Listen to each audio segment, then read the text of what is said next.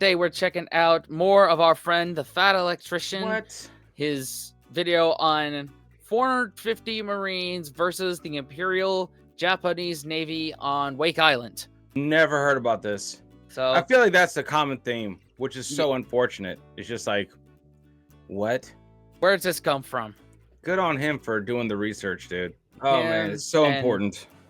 Also, we're looking at Sabaton history on ETG. That's linked in the description too. So I feel like this is our new direction as a channel, is stuff you didn't learn in school. Yeah, I'm fine with that. I think that this kind of stuff is the most interesting, dude. More interesting. How did we overlook this stuff? It's epic. So because U.S. education. That's why. Yeah. Anyway, pretty much. You ready? Let's do it. 3, 2, 1. During World War II, the Japanese military used to think that the Marines were all recruited from prisons and insane asylums, which, to be honest, it's always made sense to me, but after researching for this video, it's starting to make dollars. Today, it's starting to make dollars? Is that what he's doing? Yeah, I love that. It's it made sense to me. It made sense to me, but what do you say? And now it's starting to make dollars. Like, okay. Yo, that took me a second. It's too early. It's too early for this. No, 10:44 a.m. at the time of this recording. God. Woo! Okay. We're talking about the first time that the United States Marine Corps would come toe-to-toe with the Japanese military. Ladies and gentlemen, Wake Island, a small coral atoll 2,000 miles west of Hawaii, closer to Japan than it was to America, and highly sought after by the Japanese to be a forward operating base for World War II. The only problem with that was, it was currently held by the Americans. 450 Marine Corps artillerymen and 1,200 civilian construction workers, as well as 70 Navy corpsmen. In this context, for the layman, if you don't know, Navy corpsman is a fancy word for Marine Corps medic, aka Doc. And they didn't have much to defend the island with, but they did have 6 5-inch coastal artillery guns that were actually taken from America's first ever battleship, the original USS Texas from the 1800s. They also had 12 3-inch anti-aircraft guns, 18 M2 Browning machine guns, 30 Browning 30 caliber machine guns, as well as 12 Grumman F4F Wildcat fighters. In regards to time, Wake Island is 22 hours ahead of Hawaii, meaning that from their perspective, Pearl Harbor would take place on December 8th, 1941. An hour after the attack on Pearl Harbor had ended, Wake would receive a transmission saying that Pearl Harbor had occurred and that they needed to be prepared.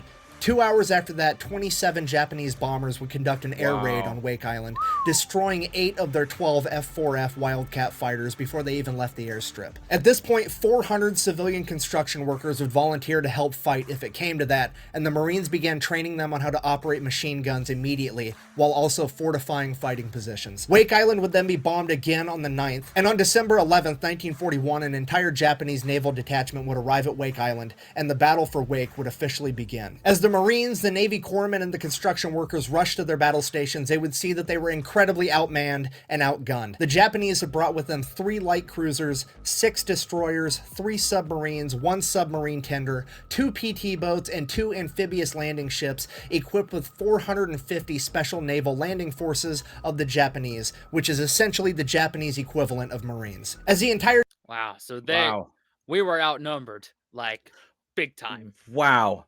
So they wanted to overwhelm the island with force, which I mean, because there's no failure. You need to take that island, especially if you're Japan. Right. They would rather, unalive themselves than admit that they lost. Yeah, well, it's just strategic. That hinges everything. Yeah, you need that. Like, there is no failure. Take the effing island. Yeah, failure is not an option. No. Japanese naval detachment advanced closer and closer to the island, they would finally come within striking distance of the Marine artillery, 12,000 yards. Despite that, and much to the confusion of the Marines, they were all ordered to hold their fire, which made absolutely no sense to them. These men could hit bullseyes at 12,000 yards. These guys would put a fucking 5-inch shell through a bedroom window if they wanted to. Why on earth are they being told to hold their fire? But the man in charge of the Marines, Commander Devereaux, realized that the Japanese artillery on the ships actually outranged the Marine artillery, and they weren't firing yet. And this must mean that the Japanese thought that their air raids had disabled all of the Marine defenses on the island, which was not true at all, because in reality the only thing they had taken out was the original 8 Wildcats from day one. So under the command of Major Devereaux, the Marines would continue to hold their fire and play possum as the entire detachment advanced closer and closer. 10,000 yards, 8,000 yards, 6,000 yards.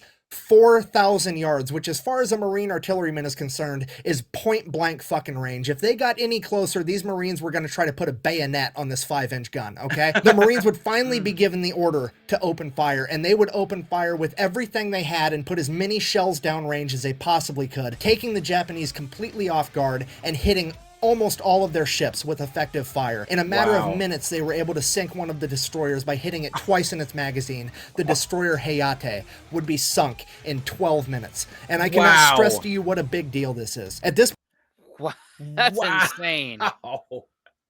Hey, man, that's you know, it's, what is it? Like, you don't open fire until you know you got the shot. Yeah. Don't, and I love that, man. You bring them in. Bring them all the way in. Yeah, 4,000 yards. And then light them up, because you know that it's like, you know what they brought. You know what they brought. It's right there in front of you. So it's like, holy crap, you gotta wait. And that must have been the most excruciating, I guess, 30, 40 minutes of their life, just waiting, holding fire.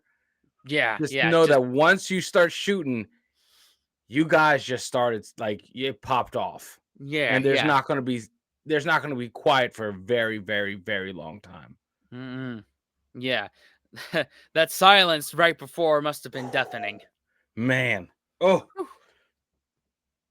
this point in time, Japan has effectively attacked Pearl Harbor and 27 other locations in the Pacific, and they have never lost a single naval vessel. And it took the Marine artillerymen 12 minutes to put one completely under the waterline. Panicking and not knowing what to do, the Japanese naval detachment would turn and retreat. And it is at this point that they would realize that they made a fatal flaw in their attack strategy, because they didn't bring a carrier and they brought no planes for air support. Cue this man, Henry Elrod, aka Hammer and Hank, and one of the first main characters that would ever enter the battlefield in World War II on America's behalf. Himself and the other 3 Grumman Wildcat fighters would take off into the sky. They would realize that the Japanese naval detachment came with no carrier and no airplanes overhead. Woo! And let's face it, Japanese AA guns might as well be crewed by fucking stormtroopers, because they can't hit shit. So the 4 Wildcat pilots take off and proceed to kick the entire naval detachment in the ass on the way out as they strafe their decks with machine gun fire and drop 100-pound bombs on their decks. Now, a 100-pound bomb and machine gun fire absolutely should never be able to sink a major naval vessel, like ever. Good old Hammer and Hank, though, managed to park one of those 100-pound bombs directly on top of the depth charges on top of the deck of the destroyer Kisarage, setting off a chain reaction that would sink the entire naval vessel. Which is literally the equivalent of killing a grown-ass man with a BB gun, but somehow he pulled it off anyways. Which I... Wow. I love that, dude.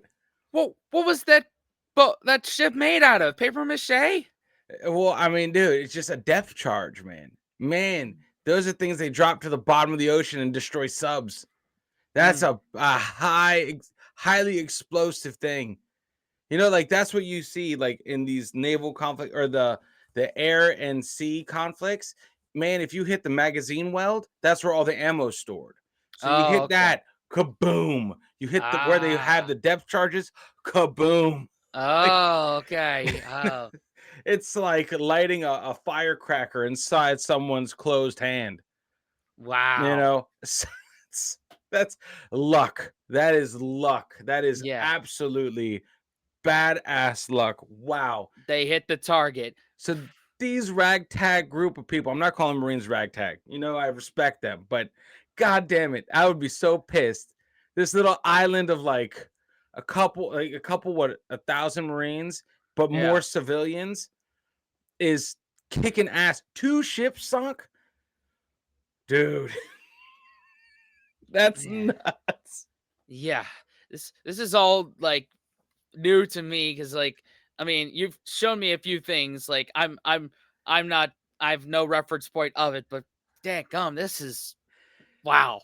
Yeah, this is wow. Is what this is. It's fucking crazy, dude. Oh, wow. I mean, to be fair, is just standard behavior for the Marine Corps at this point. Now, the smoke settles from the battle, and they have to figure out what all happened, because, you know, there's a lot of moving parts. Come to find out, the only thing that the Marines lost, 2 of the planes were so damaged that they weren't going to be flyable anymore, so now they're only down to 2 Grumman Wildcats, and only 5 people had been injured. Nobody died on the American side. Japan, on the other hand, had lost 2 destroyers, a submarine, and a suspected 300-plus men. Needless to say, the Japanese are fucking pissed and embarrassed about this entire thing. Which, I mean, they kind of have a right to be upset too. I mean, this was the first 2 ships they've had sunk during World War II. This was the first tactical loss they've had. And this is the only successful amphibious landing defense using coastal artillery ever in all of World War II.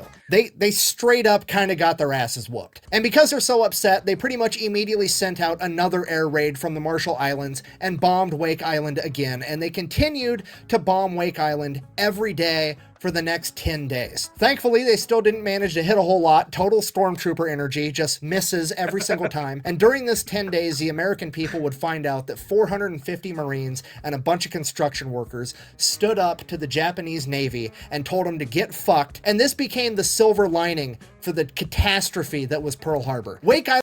Wow. So the Japanese basically got mad and just threw everything at it. No strategy at all. Just pride. Yep. The pride was hurt. They couldn't handle it. They were throwing a hissy fit. Yeah. But yeah, I mean, how important was that little standoff after Pearl Harbor? You know, because it took us a little bit to like retaliate. You know, so this was like a big moment in national pride right here. So that's crazy, man. That little, and I've never heard about this. You would think that was like Pearl Harbor and Wake Island. They should be taught hand in hand, like one after the other. But never heard about Wake Island. Oh well, it's crazy. Oh well.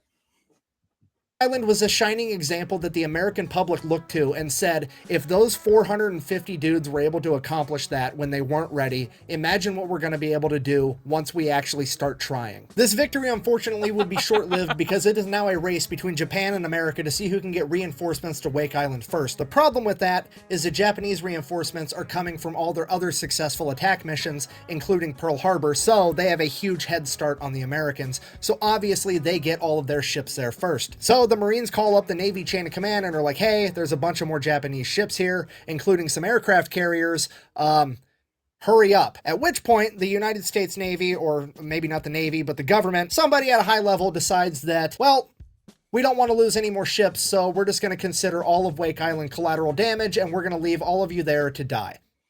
Really? Wow. I wish I was joking. So the first battle for Wake Island was on December 11th. They then got bombed every day for 10 days straight. It is now December 22nd. They have all been left there to die, except these are United States Marines, so fuck it, we're still going to fight anyways, because that's just how they get down. So December 22nd, 1941, the second battle for Wake Island is about to kick off. In the red, white, and blue corner, we have 450 Marine artillerymen, 400 construction workers, and 70 Navy corpsmen, going toe-to-toe with a reinforced Japanese Navy of 3 light cruisers, 6 destroyers, 2 PT boats, 2 amphibious landing vehicles, a bunch of more amphibious landing soldiers, 1 submarine tender, 2 submarines, 4 heavy cruisers, 2 mine layers, and 2 aircraft carriers returning from Pearl Harbor, the IJN Hear You and the IJN See You. Apparently the IJN Smell You and Taste You were fucking busy. And now, to the Marine Corps' surprise, the entire...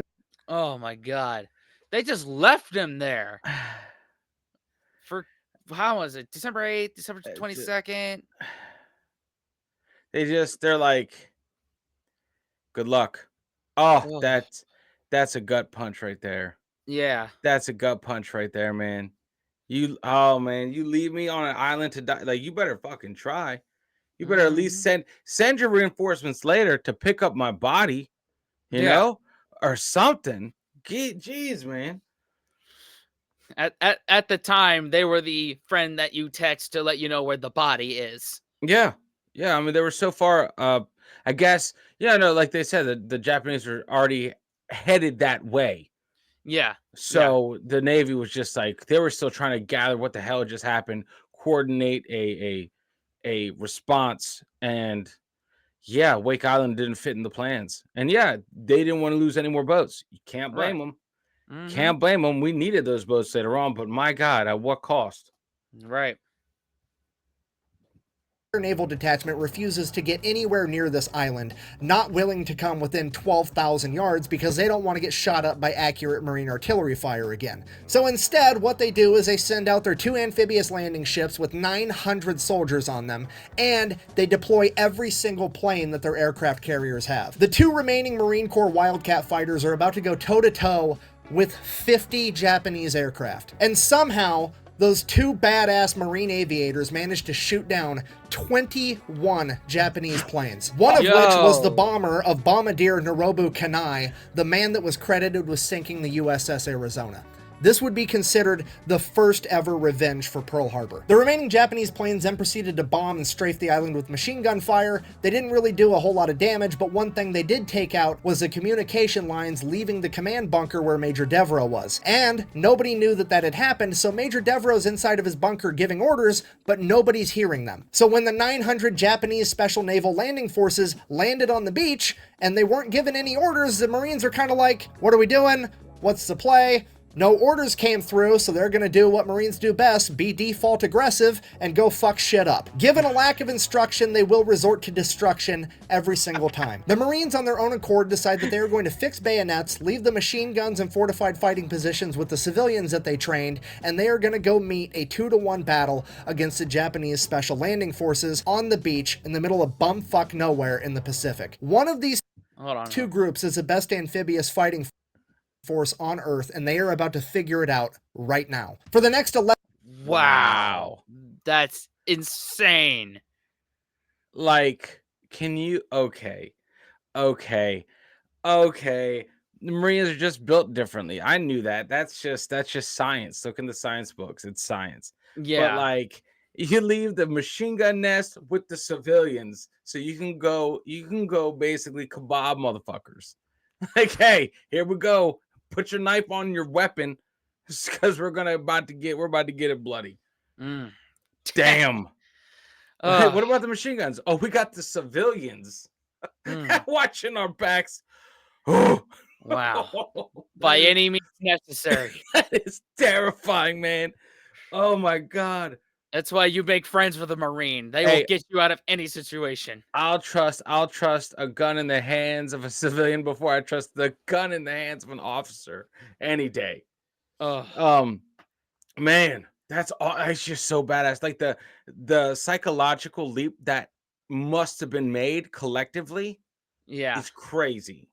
It's like machine guns, the fortified positions, civilians. Right? Very brave thing to do. Yeah. We're the soldiers, we're the Marines. We're going to take care of some shit.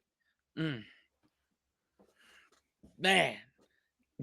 11 hours, the Marine Corps and the Japanese Special Landing Forces would engage in close combat, and not only were the Marines successful at defending, they would begin launching counterattacks, and these counterattacks would fracture the enemy line, sending small groups of enemy soldiers all over the island. It is at this point, after like 11 hours, Commander Devereaux finally comes out of his fucking bunker after not hearing from anyone this entire time, and in his head, he's thinking, all of the positions that had radios must have been overrun. That's why they're not responding to me, so he's anticipating that they're losing. And as soon as he walks out of the bunker, he sees Japanese flags all over the island. And he assumes that the flags had been hoisted because the Japanese were victorious. But that's not what was happening. What he was seeing was Japanese good luck flags, which was a Japanese tradition in World War II, where the Japanese soldiers would have their friends and family sign a Japanese flag, and they would hang it on their rifle when they went into battle for good luck. That is what he was seeing, not flags hoisted in victory, because his Marines were kicking their fucking ass. But he didn't know that, so he proceeded to go around the island and force his men to surrender. Right off the bat, huge problem. The Japanese at this point in time weren't real big on the whole taking prisoners thing. They still very much believed in the Bushido Code of Honor, and if you surrendered on the battlefield, you lost that honor, and as far as they're concerned, if you didn't have your honor, you deserved to die. So it's already not looking that great, and it would become even worse once the fog of the battle finally lifted, and everybody began to look around and realize there's a distinct lack of dead Americans. Plenty of dead people, not many Americans. Wow. The breakdown in communication, that's the result of it. It becomes a Blackadder plan. Man, you know what? As someone that was enlisted, if I knew that the lines were severed, the communication wasn't disseminating, I would have sent a civilian run up and lock the commander in the effing bunker. Don't let him come out. Just keep him there. Let us handle our shit. Yeah. Let us handle our shit. Yeah. Y'all know what to do. Yeah, it's or inform them. Oh my god! But you know what though? How could you? Every person counted.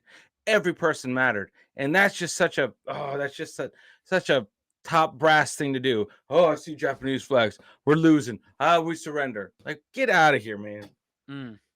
Just that little difference. Like, are there signatures on it? That's your telltale sign. But they didn't know that. I didn't know that. I mean, still, it's just like. You think that the commander would just be like, we're going to fight to the fucking death. I know there's no relief coming. And we don't want to be prisoners of war in this conflict. So you fight to the fucking death.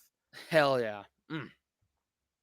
Because over the last 11 hours, the Japanese landing forces had suffered 600 casualties, and the Americans had only lost 52 Marines and 70 construction workers. I say only, that's still a lot, it's way too many, it's tragic, I'm not trying to diminish that in any way, I'm simply trying to explain it was an extremely lopsided battle, and this would only serve to infuriate the Japanese even more. So the Japanese, now thoroughly pissed off, decide they are going to take every American on Wake Island, including the civilians that didn't even fight, and strip them all butt naked and tie them together in groups of 15 with telephone wire and march all 1,600 of them to the airfield. They then began assembling their crew-served machine guns, intending on executing everyone. They then stood there for 2 days on an airstrip, butt naked in the middle of the Pacific, at gunpoint, until the Japanese admiral came out and announced to them that the Emperor of Japan had decided to grace them with their lives. You see, the American media had made such a big deal of the first defense of Wake Island that the entire world was watching the events unfold now,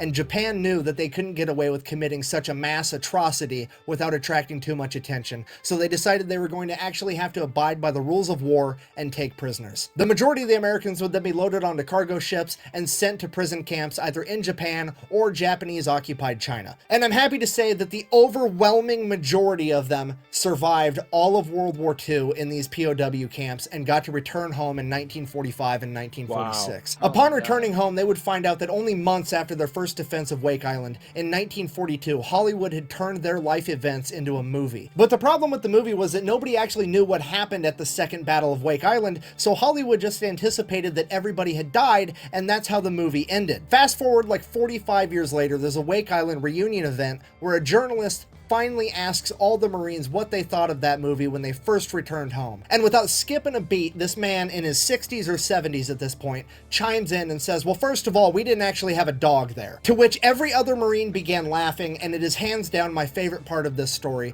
because somehow that man lived through an entire lifetime worth of shit before he turned 25, and he's now made it into the twilight years of his life with his sense of humor intact and that innate burning desire to be a fucking smartass that every military member I've ever met has. And now, the story's gonna get weird. Whatever became of Wake Island itself, well, it would remain under Japanese control for the duration of World War II. Every time an American naval vessel drove past it, they would open fire on it with its guns, and they would routinely perform air raids on the island. Now, as fate would have it, one of those air raids on Wake Island would be the very first combat mission of a new pilot that joined the military at the ass end of World War II, and that pilot's name was George Bush.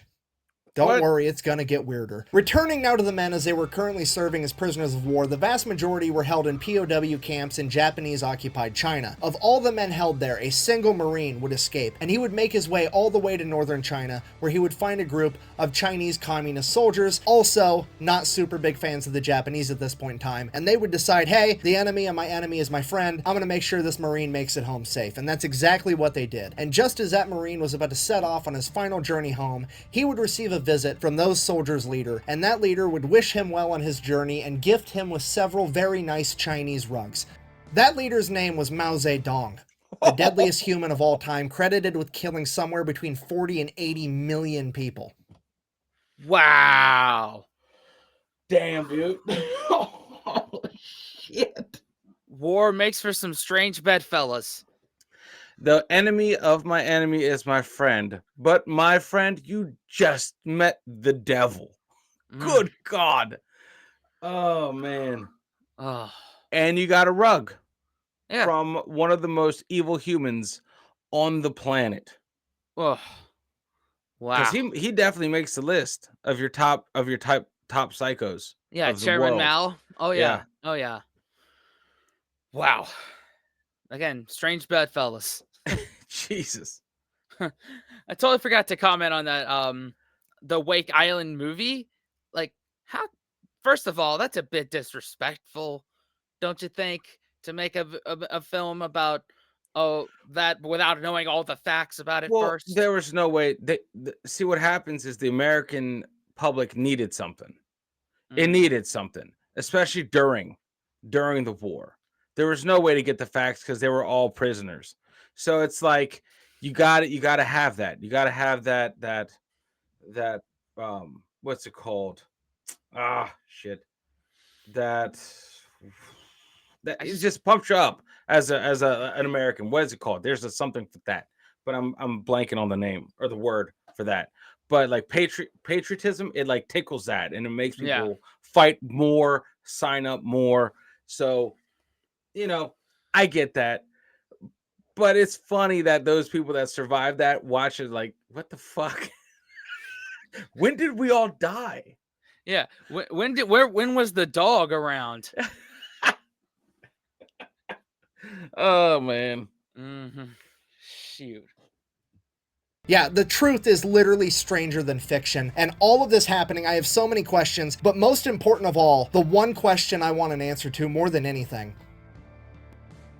What do you think that guy did with the rugs? I mean, for real, on one hand, kind of weird to keep them, but on the other hand, the rug didn't do anything, and it's a nice fucking rug. You know what I mean? Okay, this video is getting out of hand. I have to end it. In conclusion, after Pearl Harbor, the commander of the Japanese Navy, Admiral Yamamoto, would write in his personal diary, quote, "I fear all we have done is awoken a sleeping giant and filled him with terrible resolve." And I personally find it ironic that the first time that his men would come face to face with that terrible resolve, the sleeping giant that they awoken, would be 3 days later at Wake Island, where 450 Marines, 70 Navy corpsmen, and 400 blue-collar construction workers stood together and halted the most powerful Navy on the planet in their tracks for 16 days. If you made it this far in the video, thank you for watching. The best way to support the channel is go buy some merch at thefatelectrician.com. Quack bang, out. I'm gonna be honest. I probably would have kept those fucking rugs. What did you think of the movie Wake Island when you first saw it?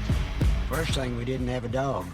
Yeah, that's number one. And Brian Dunleavy, even though he was a good movie star, there was nothing real about the movie whatever. A lot of war bond drives occurred at the movie theaters. People would come to go see the movie. They'd be so pumped up with enthusiasm and patriotism, they'd exit the movie theater and there'd be war bond sales right there, and people would buy war bonds, and it helped the war effort tremendously. All right, so you had you're right. I don't want to use the term propaganda, but No, it's 100%. That's exactly what it is. propaganda. Propaganda. That's the name for it. What you do with the propaganda is obviously that's where you get into the gray areas. But propaganda, that's what it is. You promote something like that, Yeah. and you establish some sort of fervor behind that ideology or movement. And we needed all the support going into that war, so it made sense. Accuracy wasn't high on their list during wartime. They need to get something out. Yeah, Something we needed was better something than to nothing. unify the people. Get everyone behind a cause. Was 400 people can cause this much mayhem. We stood up to them. Let alone, no one ever said that we left them to die. right. Like, I'm glad that they survived. They actually Yeah. survived those POW camps. That's nuts, man. That's nuts. What a freaking tool bag. Surrendering while you guys are kicking ass. That's what happens when the communication breaks down. I would have, nobody. man. I would have shot him. Like, whoops, he caught a stray. Shut him up. Like, nuts, man. You caught a stray. I respect. And it's just like, God, we're on a roll. What the fuck are you doing, dude? Oh. And everyone knew what they signed up for. When they, I would have been protect the civilians, get the civilians somehow to safety. There's no safety. So we're in this sinking boat, and it's going to sink. It's bleak. The only thing they could do is just bide time and slowly die. But they did it in style, and they straight up kicked ass doing it. So they did. That's crazy. Would they kill 600? Nuts. Compared to, I don't know. Oh, that's insane. And this gets overshadowed by Pearl Harbor. This is like the first victories against the Japanese in retaliation for Pearl Harbor that we had. And why is it not talked about more? Yeah, it should be taught right on the back end of Pearl Harbor. It should be like Pearl Harbor. We do, it's kind of like 3-day. I would say we dedicated probably 3 days to learning about Pearl Harbor. And then right after that should be Wake Island. It should be right following that. Yeah, Not anyway. It's our education system. They need to churn students out of it as quick as possible. Room for the next empty-minded kids that they need to fill with shit. So it's like right. They need to churn out taxpayers. It's a conveyor belt. So you're not learning nothing.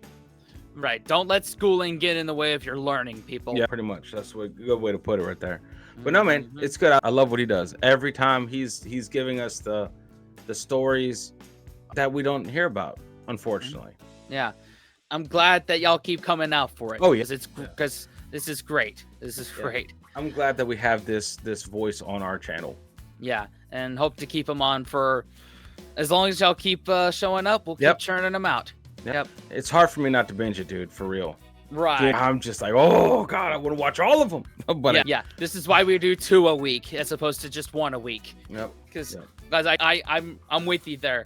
I would binge all of them if we weren't doing this channel. But God, we'll do 2 a week to scratch that itch. And guys, make sure to support the original content creator. Make sure you go over to his channel and watch. Yeah, poor Fat Electrician. In fact, Fat Electrician, if you're watching this, Nick, thank you for that comment on one of our previous videos. Cheers. Really appreciate Cheers. that. Yep. And I think that's pretty much it for us. Thank y'all for watching. Best way to support us is support our other channels. I have a music and food channel. Daniel has a music reaction podcast channel and a stories for kids channel too. Yep. Those are all linked in the description. And also consider supporting us on Patreon, dropping a super thanks, subscribing, and watching another video. And then what else after that, Dan? Unplug and go do something legendary. Exactly. And we'll see y'all next time. Later, guys. Fellas, we can be that mistake. Let's do this.